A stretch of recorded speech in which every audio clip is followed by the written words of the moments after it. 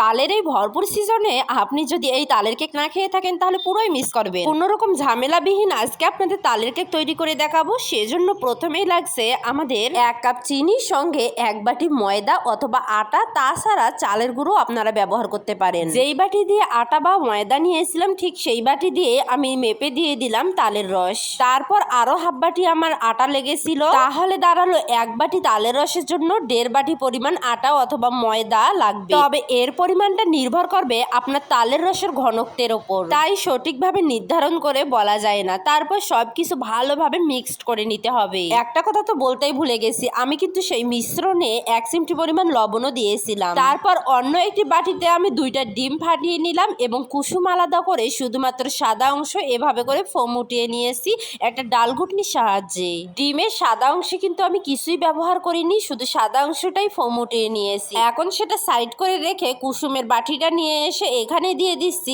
1 চির পরিমাণ লেবু। এই লেবুর রস কিন্তু অবশ্যই দিতে হবে, তাহলে ডিমে যে এক্সট্রা ফ্লেভার রয়েছে সেটা দূর হয়ে যাবে এবং সঙ্গে কেকটাকে ফ্লাফি করতে সাহায্য করবে। তারপর দিয়ে দিলাম 1 চামচ পরিমাণ বেকিং পাউডার এবং 1 টেবিল চামচ পরিমাণ তেল। এখন সব কিছু ভালোভাবে মিক্সড করে নিতে হবে। কুসুমটা মিক্সড করা হয়ে গেলে প্রথমে যে তালের রসের মিশ্রণটি করে রেখেছিলাম সেখানে ঢেলে দিয়ে খুব ভালোভাবে মিক্সড করে নিতে হবে। তারপর শেষে দিয়ে দিতে হবে ডিমের ফোম। আর এই ফোম দেওয়ার সময় কিন্তু অনেক সাবধানে করতে হবে।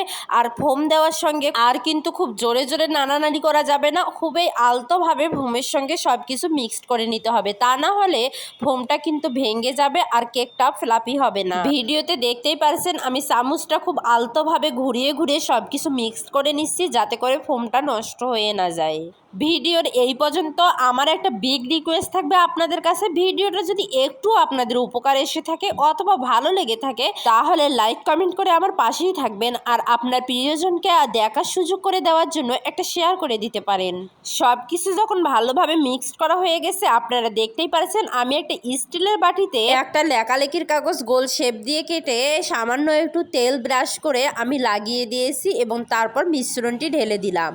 তারপর সঙ্গে সঙ্গে একটা পাতিলে দিয়ে দিলাম। পাতিলটা আমি আগে থেকে ফ্রি হিট করে নিয়েছিলাম 5 মিনিট। তারপর এটা দিয়ে আমি ঢাকনা দিয়ে একেবারেই চুলার ফ্লেম লো করে 35 মিনিট বেক করে নিয়েছি। আর 35 মিনিট পর ঢাকনাটা উঠিয়েছি। দেখতেই পাচ্ছেন মাশাআল্লাহ কেকটা অনেক সুন্দরভাবে ফুলে উঠেছে এবং চেক করার জন্য একটা কাঠি দিয়ে এভাবে আমি প্রেস করে নিচ্ছি। একদম কাঠিটা ক্লিয়ার এসেছে, তার মানে আমাদের কেকটা একদম হয়ে গেছে। আর কাঠিটা যদি ক্লিয়ার না আসে তাহলে ঢাকনা দিয়ে ঢেকে আরো 5 মিনিট বেক করবেন, তাহলে দেখবেন কেকটা সুন্দরভাবে হয়ে গেছে। এই তো তালের কেক খাওয়ার জন্য একদম তৈরি। যাই হোক, ভিডিও কেমন লাগলো অবশ্যই জানাবেন।